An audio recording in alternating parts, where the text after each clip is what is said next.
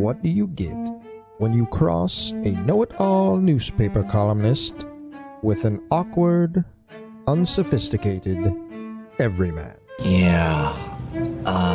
Well, I'm just not sure about that right now.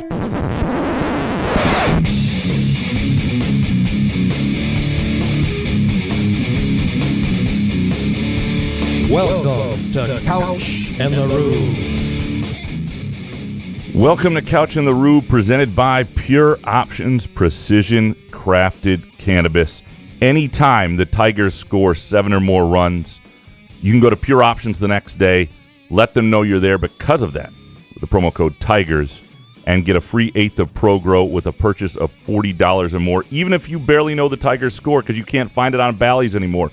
You can buy a Lansing State Journal, and we will have the Tigers score for you, and then you can go to Pure Options.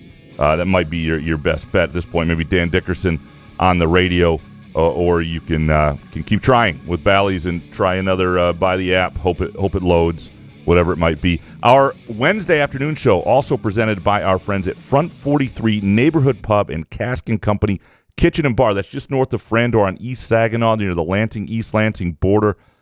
Unbelievable place to catch a Tigers game. They will have it. They will find a way to have it for you. So you can't find it anywhere on your own TV because Bally's doesn't want you to watch the Tigers. Comcast can't come to an agreement. It's all bullshit. Go to Front 43 and Cask and Company, or do it on a date night, on a Saturday night. Great way to watch a game, watch an NBA playoff game, a hockey game, while pretending to pay attention to your significant other and looking over the shoulder at their many TVs. Great setup, but it's still a terrific vibe for a date night, especially Cask and Company. Outstanding menu and beer selection. Go to caskandcompany.com to make a reservation today. Jason, how you doing, brother? I mean, I felt all of Fred Hugh right up into my rectum, and it was painful. Hey, man. I just read a great stat about the Tigers. Speaking of them, by the way, Chris McCoskey in his notes says 17 wins, second only to 1984 Tigers entering month of May. Is that real? It is, but here's the thing. Baseball didn't used to try to start in March. Okay. So I figured it had to be something because that blew me away. Well, just think about the 84 Tigers started, I think, 35-4. Right. So, this team is 17-13. So, I mean, if they right, I'm not. Listen, I wasn't expecting it to be number one. I'm shocked that it's second only to the 84 Tigers, and I'm like, good God, we sucked that much ass in April, so it has to be something like that, right? Yeah, they didn't play enough games or something. They didn't used to waste their time with a 14-day All-Star break or any of that bullshit or whatever it might be. Yeah, so it used to be a little more. Let's see if we can get another week of. Bad weather out of the way before we start this thing, but that's not what they do anymore. But you can't see baseball anymore in Detroit. So you need to use the app, the Bally's app, because we have Charter. What do we have out there? Spectrum cable, so we still get it. But if you don't, you have Comcast, right? I have Comcast, and no, you can't get it on YouTube. You can get it on Fubo TV, I think, and you can get it maybe on DirecTV. Yeah.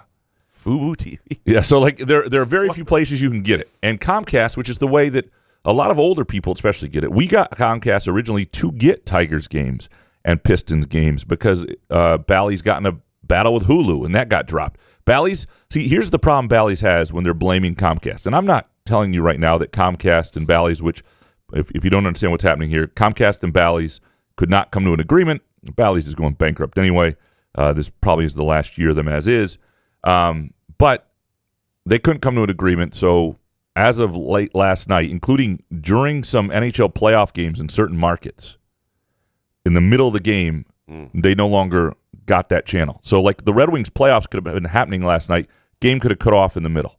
That's why Xfinity came out with their full screen they put up when you go to the channel and there's nothing there. Yes. Bally Sports is no longer available. The owner of Bally Sports is in bankruptcy proceedings, and we have offered them multiple options to continue carrying their networks.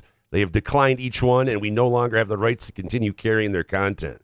So they're going to give back some credits, I guess. So I guess Xfinity, you have to jump out in front of that, right? I mean, yeah, and Bally's is here's the thing: neither one of these companies has a moral high ground. But you have to think though, when it's a number, when nobody can come to an agreement with Bally's anymore, when every company that tries winds up dropping them, and their app is $19, $20 a month. Like, I can't find. I mean, the amount of, other than like illicit porn, what else cost $20 a month for some like really. I mean, that must be like I can't. Even, that would have to be like the most extreme porn. Like that's like an OnlyFans. Yeah, what costs $20 a month for a single app? Who does Bally's think it is? And then that doesn't even work from everything I understand half the time. The app isn't very good.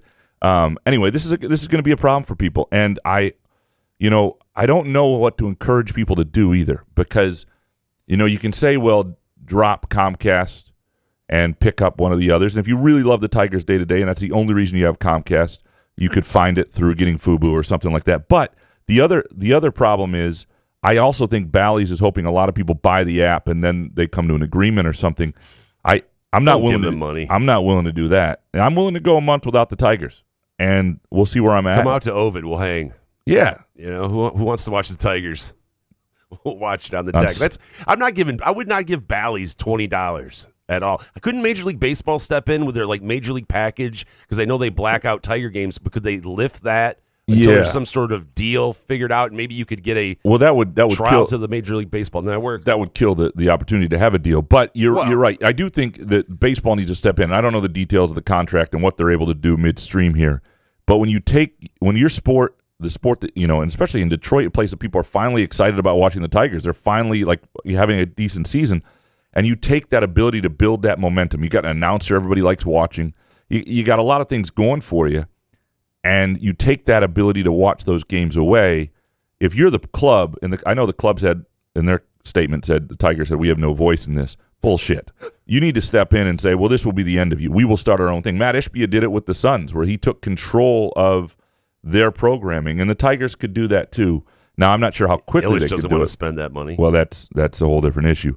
But Major League Baseball should have jumped out ahead of this before the season, though, because we knew Bally's even last year was going to go to some sort of bankruptcy kind of hearing. So just waiting until it happened, what did they think? Bally Sports was just going to recover? And I think a lot of this is going to wind up on Amazon in a year or so. Right. And so this is going to rectify itself. It's sort of like the transfer portal in certain ways, and we're going to get into that later in the show. Good show today, I think. We're going to talk to Nick Baumgardner from The Athletic about the Lions here shortly. We're going to talk to Harry Gagnon, pick some games. He's got some good gambling tips, and also the Kentucky Derby maybe this weekend. And then we're going to talk a little Michigan State football, because I think there's been some transfer portal developments that have sort of been the tipping point for some people. But yeah, no, this is not something where I think it rectifies itself fast enough for people to enjoy the momentum and the team the Tigers are right now, and that sucks. And it sucks for a lot of older people too, who like part of the reason I can't get rid of cable right now is my cable login is tied to my wife's elderly aunt and uncle, who need it to be able to log on to their retirement home to get Turner Classic Movies. So like, I don't have a way out either. Like right now, I'm stuck in. I don't even know my password to the cable, because every time she goes over there, she changes it. If I need to log into anything, I have no clue what it is. But there are lots of older people who, this is a big. If you're retired, and you like the Tigers. There's momentum. Why do you have to be retired? What about me? Like, people that are our age, I would be pissed off. I mean, I know I get to go home and what? Whoa! Oh, that was you or me? I don't know. Yeah. Probably you. Brutal. Hopefully you. But yeah, just because we have Spectrum, I get to go home, so it doesn't really affect me, and I'm not as mad. But I would be definitely pissed if I had Xfinity for sure. And like you said, the Tigers just wiping their hands of this, we have nothing to do with it. Like you said, yeah, you do. Yeah, you could easily do something about it. I hate Chris Ilitch. You could definitely step in and be vocal. Mm-hmm. You could definitely step in and have a voice and express your displeasure and say, we're going to work to get this done. This is unacceptable. I'd like to see terms like that. This isn't just business for a lot of people. It shouldn't be this hard to watch your team play in 2024. No.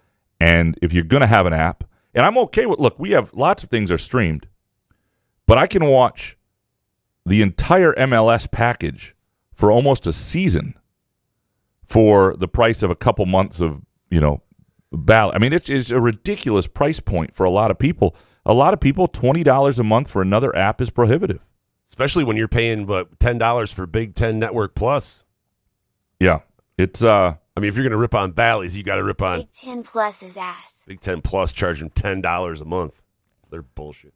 All right, let's take a really quick break. When we come back, we'll have our friend Nick Baumgardner on. We're going to talk about the Lions draft, and he covers the draft really well. It's sort of his full-time gig now, covering the draft and also the Lions. He covered them for a while, knows them, and what he thinks. Is this Brad Holmes magic real? We'll get into that next. Couch in the Rube, presented by our friends at Pure Options, Precision Crafted Cannabis, and our Wednesday show, brought to you by Front 43 Neighborhood Pub and Cask & Company Kitchen and Bar.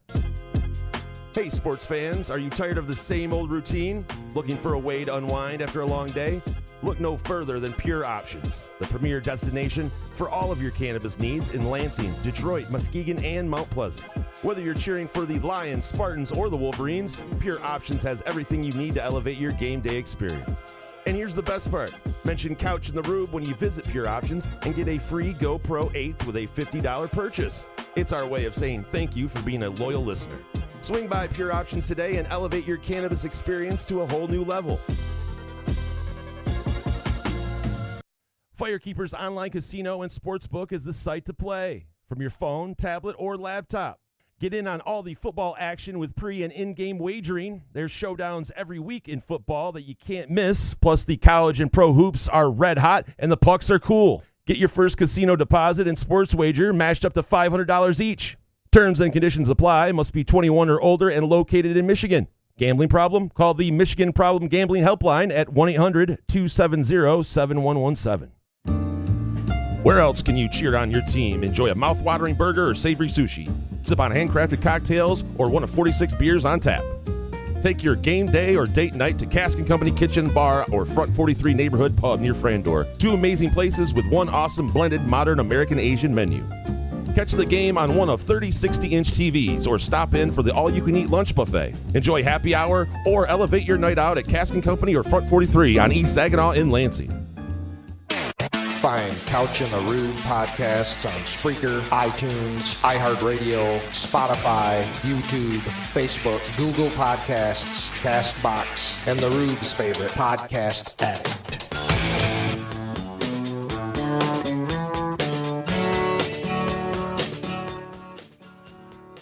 Pleased to be joined by our friend Nick Baumgardner, senior writer for The Athletic, covering football, the NFL draft, and also modern TV star, NFL draft analyst for the ABC affiliate out of Detroit. Did a great job during the NFL draft. You clean up well, Nick. You do. I know. How about that? Like, I always surprise people, I think, when I dust off the old suit jacket. So shout out to Brett Galley, though. That was a lot of fun. How much goop did you have to put in your hair, and how much makeup was on? No makeup, just a little bit of, like, hairspray, so not too bad. But no makeup. We were outside. I don't know if that changes it, but, yeah, I was all good there. I always, whenever I'm on the road now and I forget, like, the hair paste to put in my hair, I know the TV guys have it. So I always just go to the TV guys. They've got gobs of it. The whole bag. Yes, yeah, it's all there. It's what they're carrying. It's not actually television equipment. It's Well, it was fun to see you do it. You look like a natural. I hope you get more opportunities to do that. Thank you. I appreciate that, Graham. To do that work. And I wanted to get into the Lions draft with you a little bit.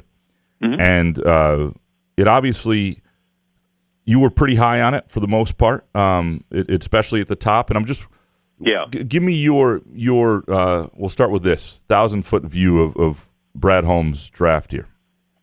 Yeah, I think especially like you said at the top, it's really hard to argue with what they did for me at the top, because I think, I had two sort of thoughts going into this thing when they were sitting there at 29, and it was, you either got to go up or go down, because there was really no, and it didn't really work out this way, there was no way that one of those corners, and there was really only two that I saw, Arnold was one, Quinyon Mitchell was the other, that were probably really worth a first-round pick, in my opinion.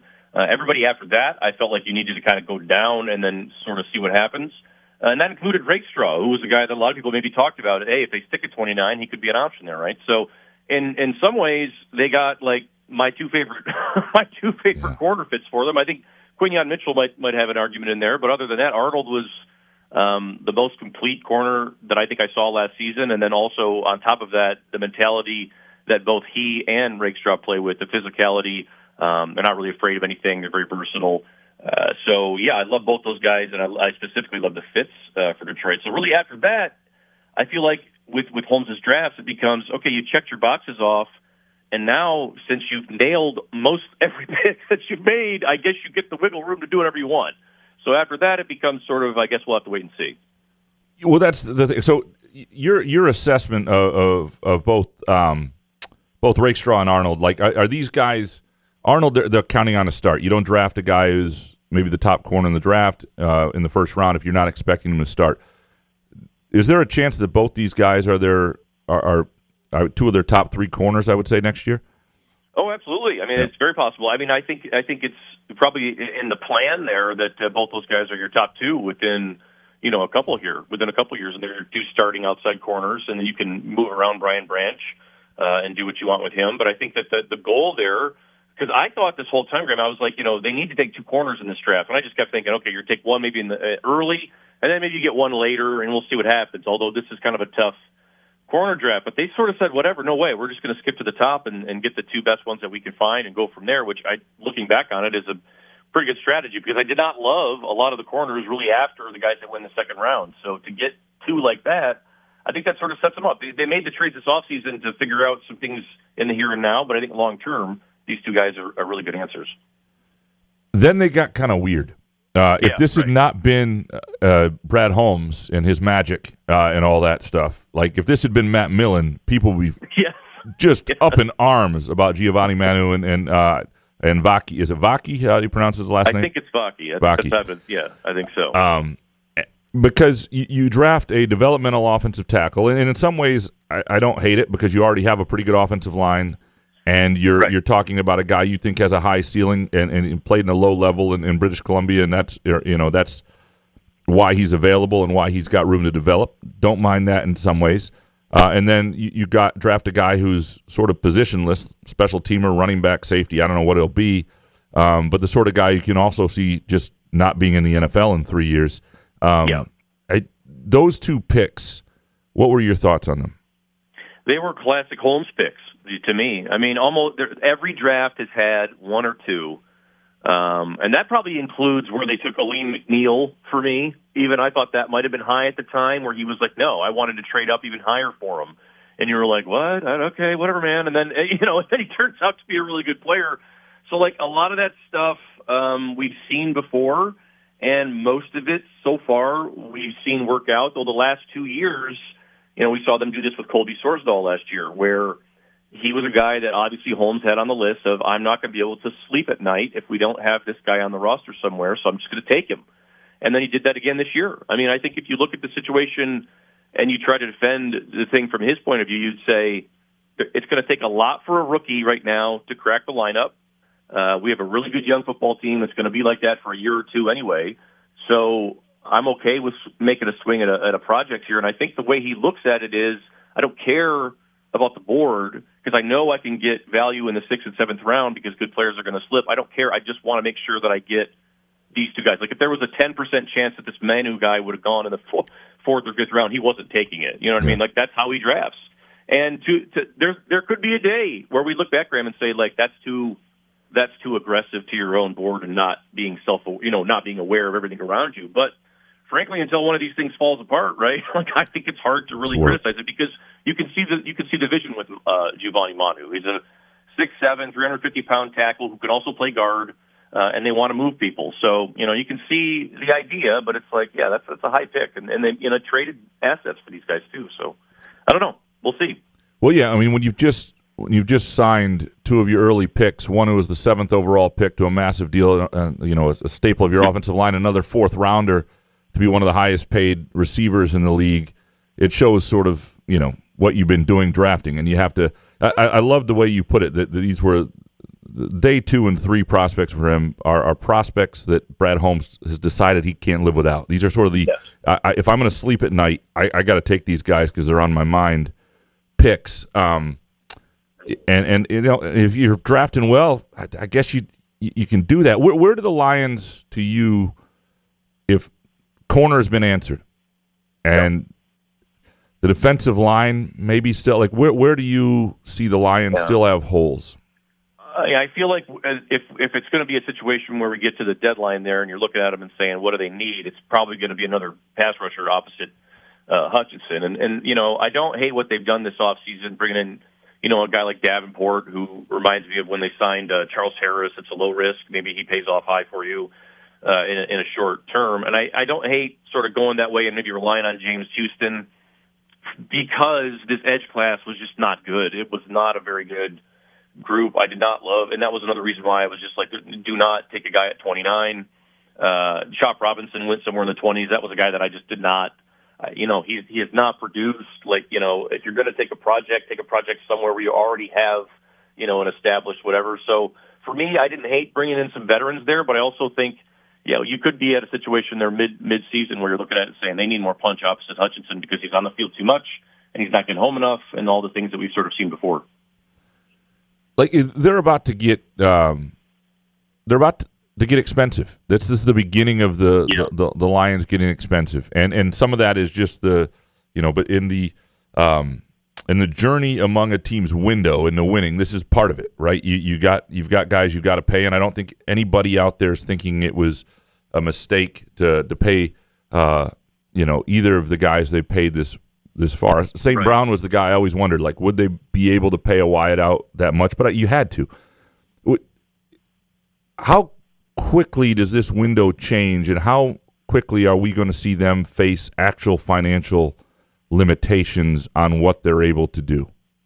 Yeah, I think it won't be super quick, but it's not going to be forever, right? I think like a lot of it, I looked at it as, and I was a little bit like, I wasn't surprised that they signed St. Brown there, this summer. I think that was always in the plan. I think, he's sub 24 right now, and I think we'll be able to take another swing at the market before he turns 30. But to also get Sewell that early, I thought they were going to have to wait and then do the whole, like, we're going to have to get 8 years for $40 million or something crazy. They got in early on him. So I don't know what's going to happen with Hutchinson, but I almost wonder if they're going to try to do the same thing with him and try to maybe, if you sort of like chunk these things in smaller chunks, but you guarantee it, right? Like if St. Brown gets to be 28 years old and you say, maybe we don't think you're, quite worth it, you can move on a lot easier than if you're paying maybe a 9-year, 7-year, whatever it is. So I think that in some cases, yes, there's going to be really difficult decisions, like when a Kirby Joseph comes up or guys like this, right? Like, what do you do?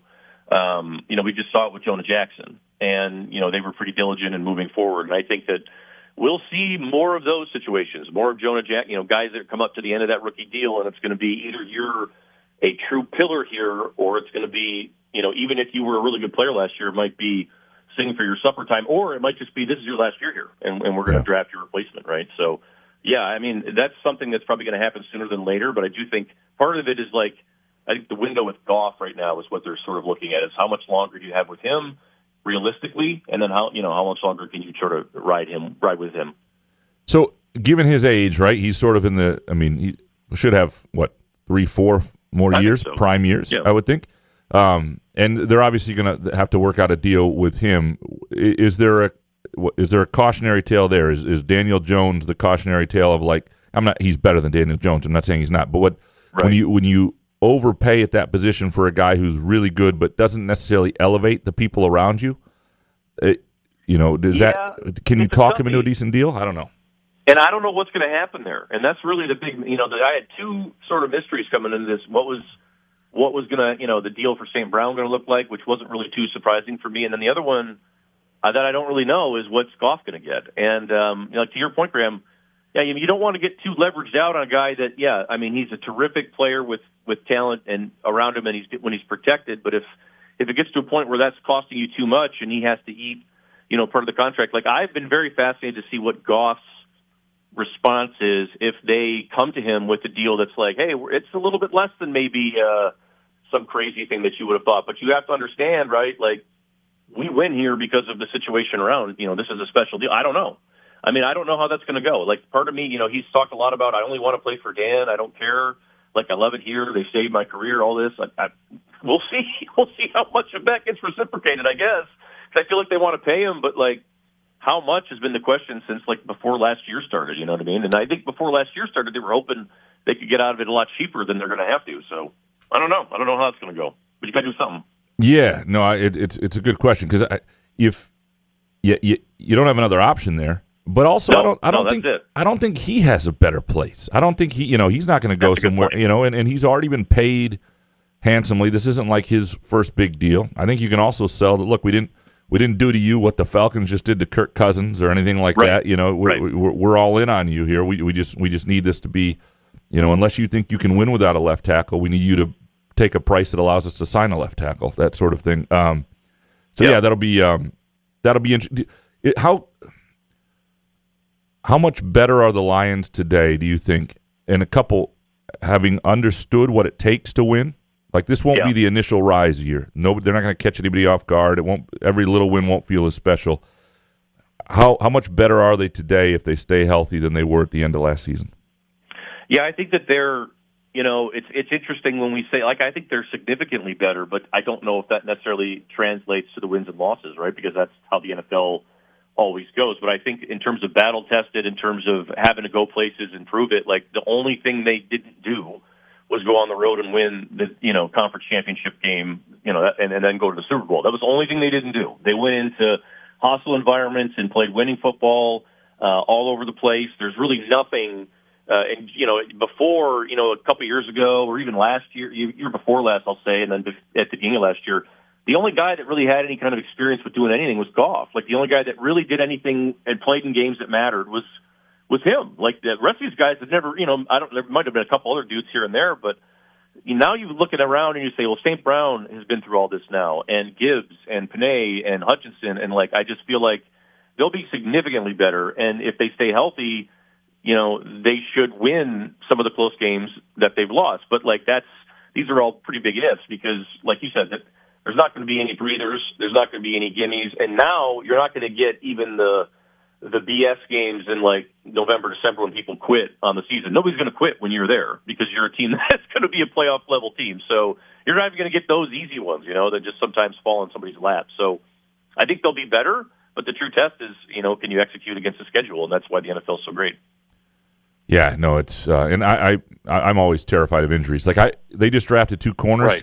I don't know if I'd play either of them until week 10. That would be my thing. If I was an NFL GM, I would. They also traded for a couple, you know, so now they have like 100. So now that's what you need. You need 100 corners to survive an NFL season. And I would my best 2 would start in week 10. That would be my plan. Yeah, so you don't get the injury, or you get your injury out of the way in week 1. That's a good point.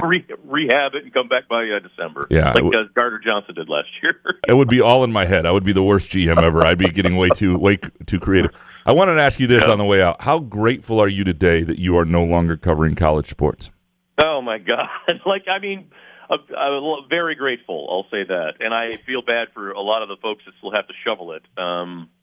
I don't pay attention as much, obviously, as I once did. But man, like, a big part of the motivation, Graham, for me to leave it was what was happening. I just, you know, it was becoming too much about courtroom stuff and nothing about what was happening on the field of play, which is annoying to all. And I don't know. Yeah, it's not looking great, but hopefully something evens out here at some point. Yeah, no, it's there are days that I'm just like, wake me up in August and I'll cover the season. It's just when you can't build anything, and I really wonder. I do wonder if more and more people in a lot of markets aren't going to lose a little interest, and it's gonna have an effect. Well, I think that's what will happen. Yeah. And I think that you'll see all these things that are and you're going to have to pick a lane, and it's either going to be find a way to pay these people real salaries, the players and such, or not. And then, because you're going to have people lose interest is exactly right. Because you just watched the team last year, you're going to watch them next year, there's not going to be one player that's the same. You know, it's like, and that was what everyone knew would happen. You have to find a way around it, and they haven't even come close. So, yeah, we'll see how it goes, I guess. Well, enjoy your blessed life avoiding it and I will. Covering other things. Nick, you're a good man. I always enjoy chatting with you. Thanks a lot for your time, man. All right, Graham, take care. That is Nick Baumgardner from The Athletic. Does an absolutely outstanding job covering the draft and football. And you can read his thoughts along with Colton Pouncey's thoughts on the Lions. Some really good stuff there as well. Any takeaways, Jason? Just your Jared Goff hate. I just don't understand what's going on with that. Like, do you think how many teams? Let's say the Lions hypothetically cut him today. Mm-hmm. How many teams do you think would go after Jared Goff? Obviously, if it's not criminal or anything like that, it's just. Yeah, I would say that's a good question. If you went through the teams who would really want a quarter. Well, hold on. Let's do this. Give me some Hoff for 1 second. All right.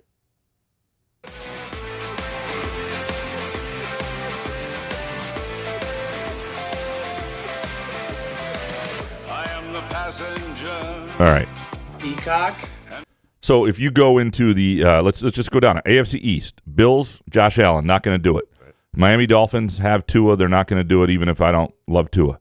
The Jets are married to Rodgers right now, not going to do it. The Patriots just drafted a quarterback. So the AFC is out. AFC East is out.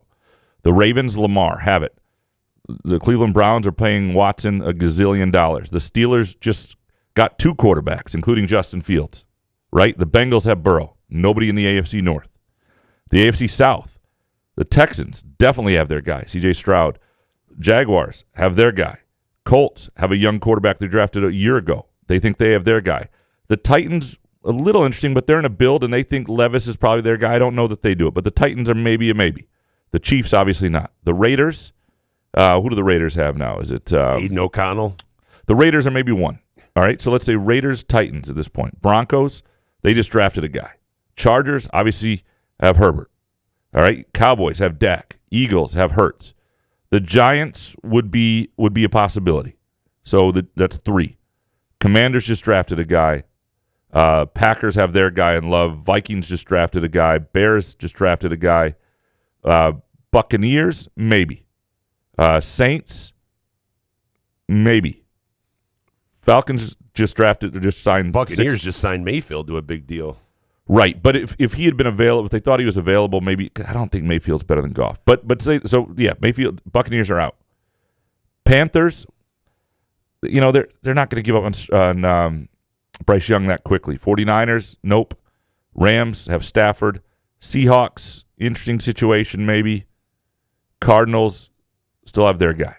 So you're looking at maybe 4 teams that are maybe, but there's not this huge overwhelming market.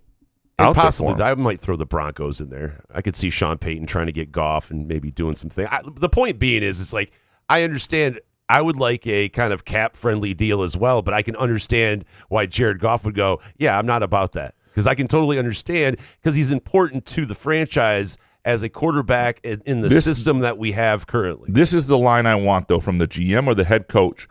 If he gets all the monies in the world, and then they have to make tougher decisions elsewhere because of it, and they lose a game, I just want once say, well, we lost this game because Jared Goff wouldn't let us keep this player, or he got sacked because we couldn't keep this player. I understand the market, but you don't have to take part in this ludicrous market.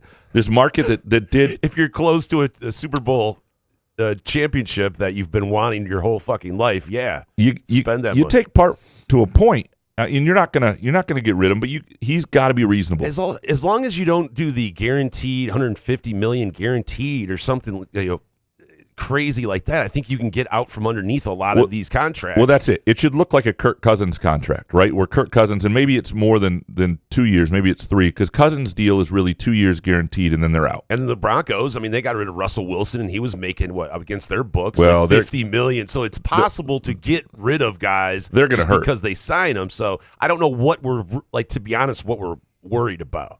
This is Goff's pretty much like last ride, I think. Right? Yeah. So why not? Let's break them off and let's just make a run at this. There's no better option. Right. No, I would sign him to a 4-year deal where you can get out after 2 or 3. That's what I would do. That would be the to me the best way to go. Do we have Harry now, or do we need a few more minutes with Harry? We can take a break, and I can call him. All right, let's take a quick break. We'll see if we got Harry. Otherwise, there's some MSU football stuff we can talk first. Couch in the Rube, presented by our friends at Pure Option Precision Crafted Cannabis, and our Wednesday show brought to you by Front 43 Neighborhood Pub and Cask & Company Kitchen and Bar. Hey, sports fans, are you tired of the same old routine? Looking for a way to unwind after a long day?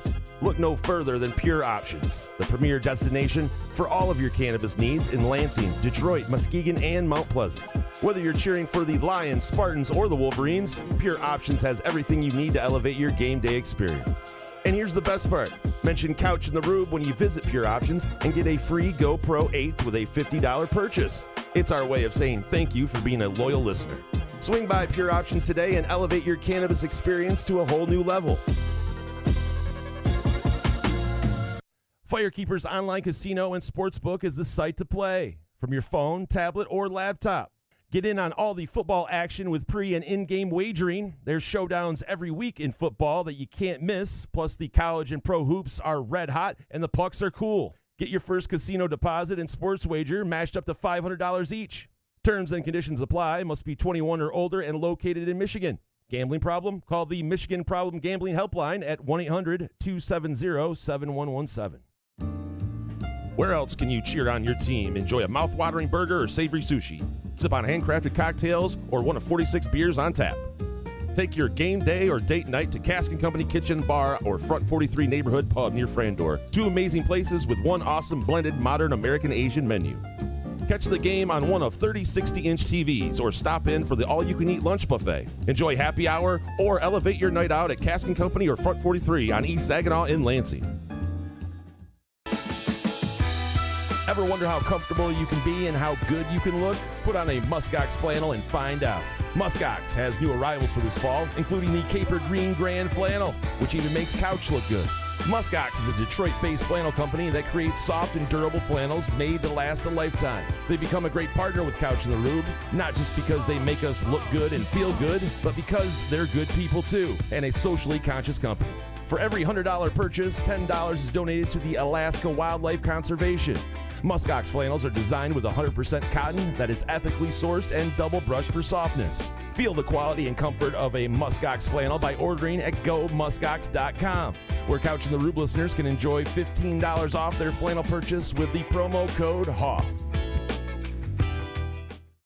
Come enjoy irresistible, award-winning, handcrafted donuts and locally roasted coffee at Groovy Donuts. Surprise your family or coworkers with special holiday designs and flavors, or put the perfect finishing touch on an event with a custom order. Birthdays, weddings, gender reveals, our friends at Groovy Donuts are your answer. Experience the Groovy Donuts difference for yourself on Lake Lansing Road in East Lansing or in Williamston. Get more information or place an order at groovydonuts.com.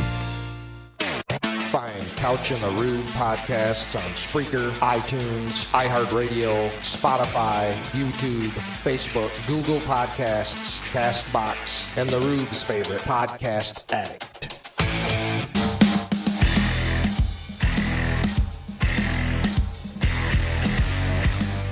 Couch in the Rube, presented as always by Pure Options Precision Crafted Cannabis, where cannabis meets community.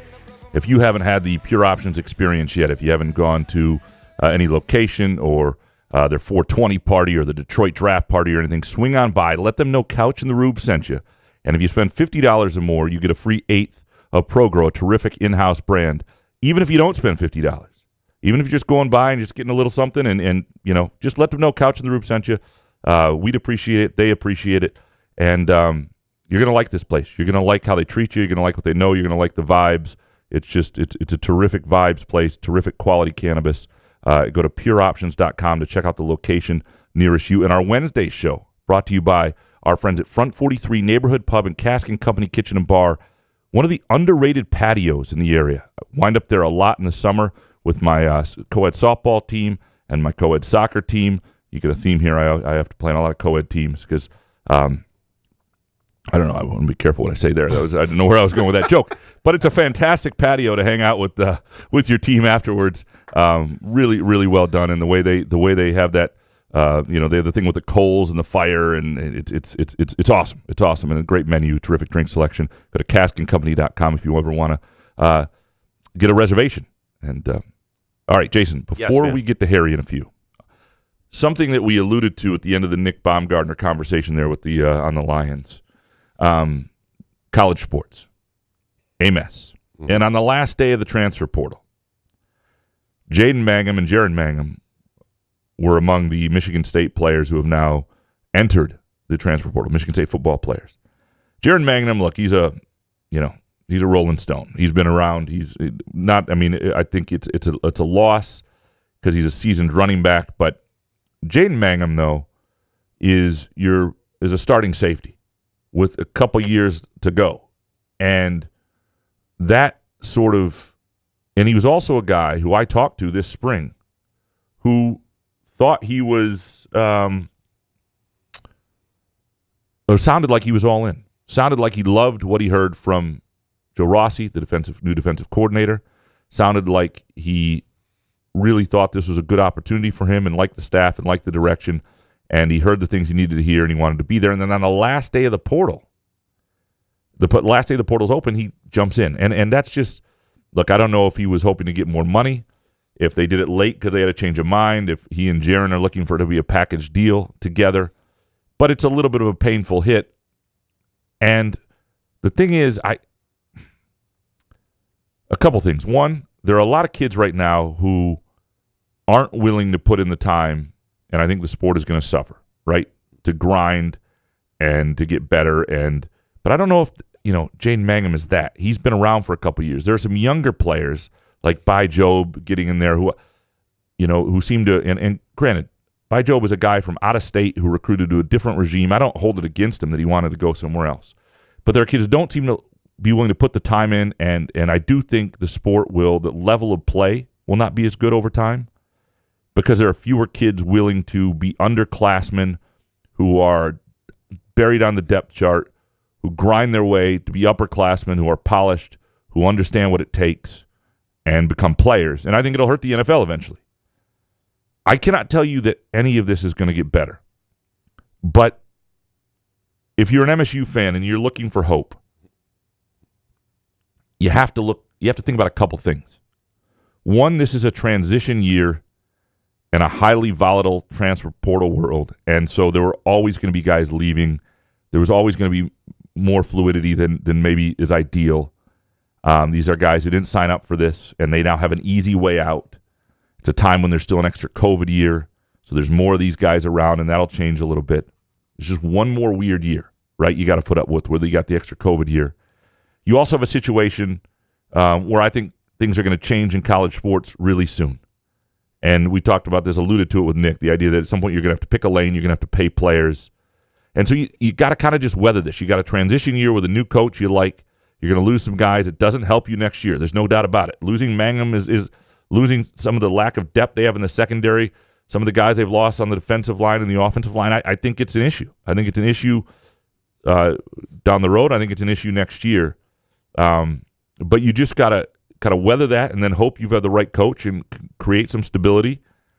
And the other thing that I think is a lesson through all this is you don't want to ever hire a short-term coach. And that means a guy who's going to get fired or a guy who's going to move on, because a lot of transitions are going to look ugly and look like this. So you may think, well, if you get a coach who's, in his early 60s who's good and they give you, 4 good years and then you stabilize the program and you go get somebody else and you jump off from there. There's no launching point from there. It's a complete rebuild. New coach comes in, unless you do like a coach in waiting situation, new coach comes in, everybody's starting over, it looks like right now. And I think that's something to keep in mind whenever Izzo leaves. I think that's something to keep in mind with football hires. Michigan State's got a guy who's in his mid-40s who you hope is a long-term hire. You hope this is a one-year transition season. Not that they won't lose guys in other years, but where it's guys he didn't recruit, guys who are not sure this is the situation they want to be in, and there's an easy way out, and there's money to be made for some of them. But I can't tell you it's going to get better in the short term. I can't tell you to be more to be engaged with it. I know people are losing interest. I've, be honest, lost some interest. I'm not less interested in August. I'm not less interested in September. I'm not less interested in covering a season. I like college football. But the offseason stuff right now, the inability to build a team, the inability to recruit a player, develop that player, have that player be somebody that you cover in a fan's case you cheer for. Like, the kids who commit right now or pledge in football, who the fuck cares? The odds that guy ever plays for you, I don't know. How much interest, Jason, have you lost at this point? I'm still about the same. I'm just talking about Mangum and stuff, and you saying that he told you that he's still all in. I think these guys, when you talk to them, are going to tell you, yes, I'm all in currently, but we have to just get used to, like, honestly, in April and May, should you absolutely worry about whatever these guys say? I say no. Right. If you're like me and you're not big into recruiting and you want to just know when the guys are there, I just wouldn't pay attention to any of it, like the Twitter stuff, recruiting agency stuff, because these guys can change their mind on a whim now, which is totally fine with me. It's just I can't sit there and worry about a guy like Mangum or something like that. I don't know. Yeah. No, I'm just worried about what rules they're going to try to institute, and it's just to wait this long and then all of a sudden try to fix it in this off season possibly. Well, you're not. I mean, It's a there are certain things that are okay. Like this is the fact that college athletes are now sharing in the pie. Yeah, is great. That's fine. Sure. That in the market setting, and I think it's probably healthy for the colleges to realize that some places there's this massive market for these kids, and so you're going to have to sort of keep that in mind when you're figuring out whatever structure. But you do need to get the point. If you're going to make this pro sports, make them employees, have contracts. Have in the NBA and NFL, we know when a guy is a free agent. We know when this might be their last year. We know when it's a 1-year signing. We know when you have somebody for 3 or 4 years. If you're going to go that route, let's try to go that route. And it's really concerning to me, though, to hear people say that they're just losing interest because, if you're college athletics, you have to be very careful. Yeah, yes. Money is funneling in right now, and you guys are getting broken off all sorts of money and all this shit. But if people lose fandom, like you've said a couple times, Graham, it's like then the whole fucking thing's gone and no one's making money. Well, and the big thing is you got to save it right now. I don't know. Like the NBA is about to get a huge TV deal, huge media rights deal. It might be the last one of these. Like these things are not. Look, the way the streaming's going, the way the audience is going, it's not a guarantee that in 6 years' time the Big Ten is going to match the media rights deal it just signed. And if the eyeballs decrease at all, or that seems to be the trend. And again, I think they'll try to get out in front of this and fix it as best they can. I do worry about some of the selfishness with some of the SEC and Big Ten stuff, but I also think there are smart people in both those leagues who are on those committees, one of whom you may know pretty well.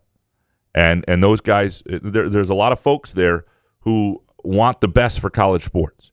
They want this to work. They understand they've got to change a lot of things, and they've got to find a system that gives you a chance at sustainability and gives you a chance to sustain interest and makes the offseason not hell for coaches and fans, but also gives players the opportunity to move and make money and things like that. And I think you have to fix it by next season. Like, I don't think you can sit there and let another season happen with people feigning interest in your sport. Like, I never thought it would come to this ever in my life. College football, people losing interest, even the talk about it. I look forward to football all year long, and I don't have the interest in all of the shenanigans, the side stuff. But when college football is here, I'm all in. Well, that's the thing. The eyeball question is when college football is here, and if the ratings don't dip at one bit, and it may take a little while. First of all, it may be. I mean, because you can say you can be less interested in something, but still interested enough to watch every single MSU game. We talk a lot of shit. I mean, I was dead inside with the Lions and said I'm done watching, and then I would be right back. Right. Sunday. But you can be less interested, less invested, and still watch every week, and still watch a lot of college football. At what point do you have less interest? I know in college basketball, I have found less interest already to the point it's affecting my viewing habits. In college football, I don't think that's really there yet, but maybe it will be, and I do. I think this is a tricky situation that I don't think. But it's a fixable situation, right? I just think if you can get some cool heads and non-greedy MFs in a room and figure some things out. Well, here's the key. Yeah, that's impossible. Part of what will help is that this situation is so hard to stomach for a lot of people because it's just not enjoyable, and that I think whatever comes next will feel more palatable. And what part isn't enjoyable? Watching players get paid, or you mean like? Well, some people don't like that, but it's more the system where there are no contracts, there are no people can jump in the portal and go anywhere right before up to the end of the season. But is it that you don't like right them to the end of the portal season? You don't like them getting paid, or you don't like the way it's happening? Correct. It's not that they shouldn't get paid.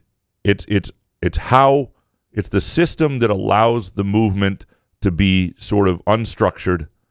And allows the inability to and players to jump in and out of the portal, which was completely unnecessary to have these extra windows where these years where you can jump in. These one-time transfer rules not be one time anymore, be unlimited. It was just unnecessary to give in to all that so easily. But if you're going to allow that, you need to have more structure to when people can leave, and ideally, if this is going to be a professional sport. And I question, the other problem college football has is the level of play at most places just isn't high enough to warrant the professional sport. It's not. Watch a college football game, then watch an NFL game. These guys aren't that good. They're just not. They're not that good. And the reason there is money to be made, the reason the market's there for them is the programs. And gambling. and gambling, but it's also the NIL component is collectives who are desperate to win. And so, it's I don't know where it's going to go. I can't tell you it's going to get a lot better. I can tell you the best thing you can do is you can't even fucking watch the Tigers. Options. You can't even watch the Tigers anymore. Freaking yeah.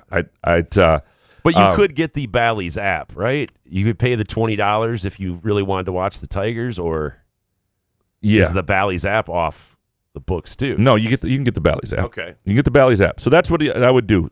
I know, but then you're giving money to that. I mean, yeah.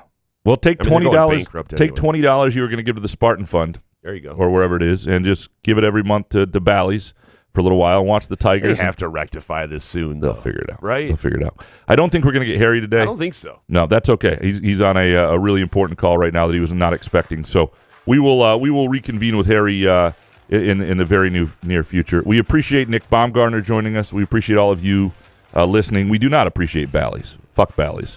And get it together. That's all I got to say. We, of course, appreciate Pure Options. Go to pureoptions.com. Check out the location nearest you. Chances are you're not too far from one. We appreciate Front 43 and Cask & Company. Swing on by. Check out Happy Hour. Check out a Tigers game if you can't see it anywhere else. Check out the patio. You'll love their menu. You'll love their beer selection. We'll be back Friday with Groovy Donut Twitter questions. Good show, man. Yeah, man. Couch in the Roof.